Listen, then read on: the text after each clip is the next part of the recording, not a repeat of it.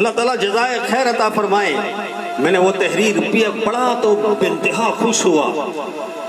لکھنے والے نے بھی کیا خوب لکھا ہے کہ انگنت میرے سامنے ہزاروں جنوں کا انتقال ہوا اور ہزاروں لاکھوں کے جنازوں کو میں دیکھا.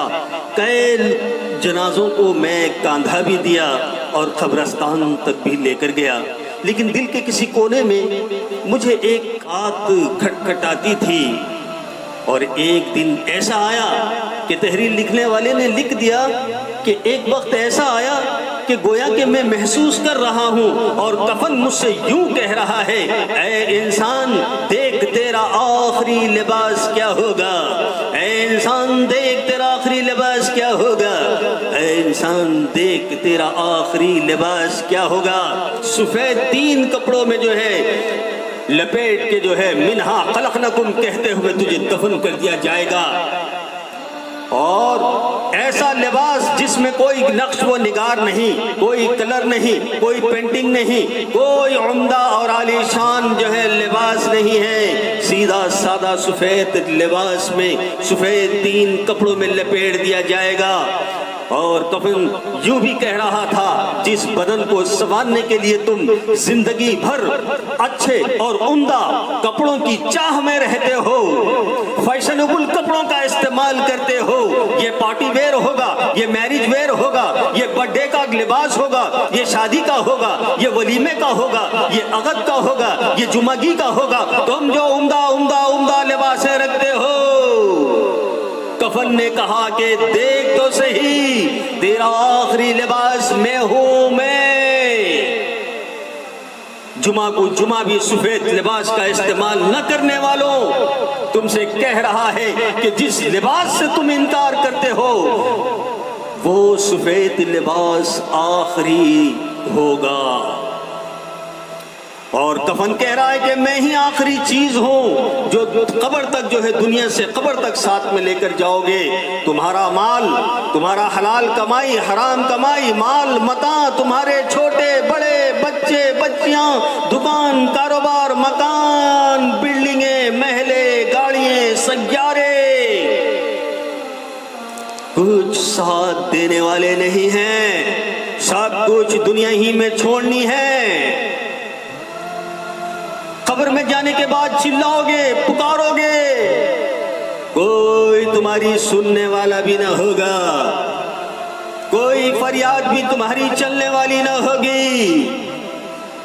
دنیا کے مشغولات میں پڑنے والے اور آخرت کو تباہ کرنے والے، جان لو، سمجھ لو،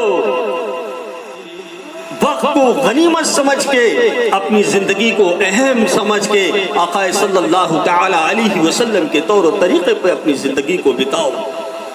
پھر لکھنے والے نے لکھا ہے کہ جب میں قبرستان پہنچا تھا تو قبر سے بھی یہ آواز آ رہی تھی، میں ہی تیرا آخری ٹھکانہ ہوں، میں ہی تنہائی کا گھر ہوں، میں تنہے تنہا ہوں. یہاں تمہارے بال بچے بھی نہ ہوں گے اور نہ کوئی محلے والے، نہ کوئی جو ہے ڈپارٹمنٹ والے ہوں گے، نہ کوئی پولیٹیشین والے ہوں گے. ہاں ہاں یاد رکھنا، خبر سے آواز آنے لگی کہ ہاں ہاں یاد رکھنا، کوئی تمہارا یارو مددگار نہ ہوگا جس کے پیچھے ساری زندگی لگاتے ہو.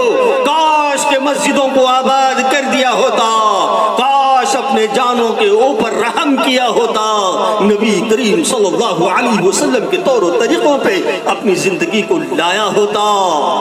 ہاں ہاں یہ چیز قبر میں ساتھ دینے والی ہے. خبر پکار پکار کے کہہ رہی ہے، میں کیڑوں کا گھر ہوں، میں مکوڑوں کا گھر ہوں، میں وحشت کا گھر ہوں، میں جو ہے اندھیرے کا گھر ہوں، میں سانپ، بچھو، اژدھے اور چمٹیاں، نہ جانے کن کن چیزوں کا جو ہے میں گھر ہوں، تمہیں پتہ بھی نہیں ہے. مجھے دیکھو، مجھے دیکھو، مجھے پہچانو. خبر چیخ چیخ کے پکار پکار کر مومنوں تم سے کہہ رہی ہے، اب نہیں بدلو گے تو کب بدلو گے؟ سب کو اپنا بنا کے دیکھا، رب کو اپنا بنا کے دیکھ. سب کو راضی کر کے دیکھا، اب رب کو راضی کر کے دیکھ، ترک دین کر کے دیکھا، ترک جو ہے دنیا دیکھ، رب راضی تو سب راضی، رب ناراض تو سب ناراض، سب ناراض۔ قبر آگے یوں کہتی ہے کہ مجھے روشن کرنے کی کوشش کر کے آؤ، کیونکہ یہاں تمہیں قیامت تک رہنا ہے۔ ہاں یہ کوئی تمہارا سسرال نہیں ہے 4-8 دن 1 ہفتہ رہے اور چلے گئے، اور کوئی مسافر نہیں ہے کہ 2-4 دن 8 دن 15 دن رہے چلے گئے۔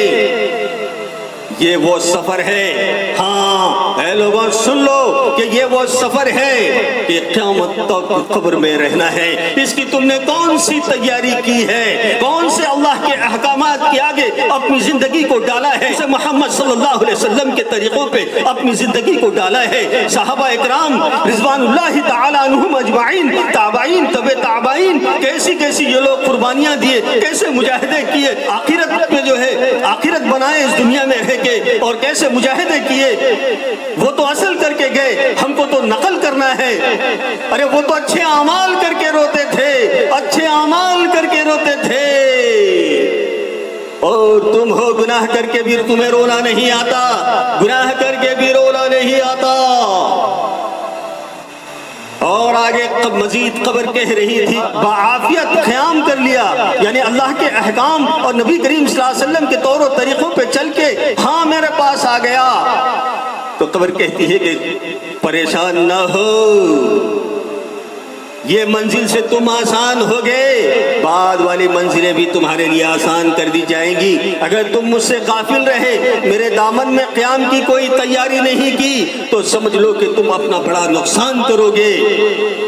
ذرا میری مکانیت کو تو دیکھو، ہاں میرے اندھیرے پن کو، میری جو ہے چھوٹی سی کالی اندھیری تاریکی سانپ بچھو ازدے والی مکان کو تو دیکھو، میرا جو ہے حجم دیکھو، میری وسعت دیکھو، میرا کشادہ گھر اور بلڈنگوں میں رہنے والوں، عالی شان زندگیاں گزارنے والوں، سوچو تو صحیح تم اتنی تنگ جگہ پہ کیسا رہو گے؟ تم کو تو جو ہے بڑے بڑے محلات چاہیے، قبر تو جو ہے 2 گز قبر کا جو ہے ٹکڑا ہوگا، وہاں قیامت تک رہنا ہے۔ اور تم نے کون سی تیاری کی ہے؟ تم کو کسی کے مرنے پہ رونا آتا ہے، کاروبار کے نقصان پہ رونا آتا ہے، بیوی چلے گئی تو رونا آتا ہے، کاروبار میں نقصان ہوا تو رونا آتا ہے، اڑوس پڑوس والے ناراض ہو گئے تو رونا آتا ہے، اولاد نافرمان ہو گئی تو رونا آتا ہے، لیکن رونا نہیں آتا تو تم کو بدعمال پہ رونا نہیں آتا، رونا نہیں آتا تو ہمارے کردار، ہمارے بدعمالوں پہ ہم کو رونا نہیں آتا۔ بچپن سے لے کے 55 تک زندگی گزر چکی ہے، تب بھی جو ہے اللہ کے احکامات کے آگے اپنے سر و سجود ہونا یہ ہمارے لیے دشوار ہو گیا ہے۔ لکھنے والے نے آگے لکھا، کفن اور قبر کی یہ باتیں سن کر میں دہل گیا، میں تڑپ گیا، میں سہم گیا، میں ڈر گیا۔ کفن درست ہی کہا ہے، میں آخری لباس ہوں، اپنی آخری حالت سے غافل ہوں، دنیاوی تکلیف و آشائش میں مکلف میں مبتلا ہوں۔ میں نے قبر کے لیے اپنی تیاری چیک کی تو محسوس ہوا کہ میری تیاری بالکل ناقص ہے۔ میرے ذمے اللہ اور اس کے بندوں کے بے شمار حقوق باقی ہیں، نیکیوں کا تھیلا خالی، جبکہ گناہ کا جو ہے جھولا بھاری ہوا ہے۔ میں اپنی اس کیفیت سے دوچار ہوا تھا کہ مجھے اچانک دل میں خیال آیا، ہاں گھبراؤ نہیں، اللہ کی رحمت بڑی وسیع ہے۔ ہاں احساس اگر ہو جائے تو گھبرانا نہیں، اللہ کی رحمت بڑی وسیع ہے۔ اور اللہ تو یوں فرماتا ہے کہ گھبراؤ مت بندے، توبہ کر، اپنی زندگی کا صحیح فیصلہ لے۔ ہاں دیکھ، ابھی جو ہے تیرے لیے سانسیں کافی ہیں، سانسیں بسی ہوئی ہیں، تیری زندگی کے اندر سانسیں ہیں، تو بس مجھے راضی کرنے والے اعمال کر لے، مجھے راضی کرنے والے اعمال کر لے۔ دیکھ تو صحیح، میں تجھے راضی کر دوں گا، دنیا اور آخرت میں تجھے نجات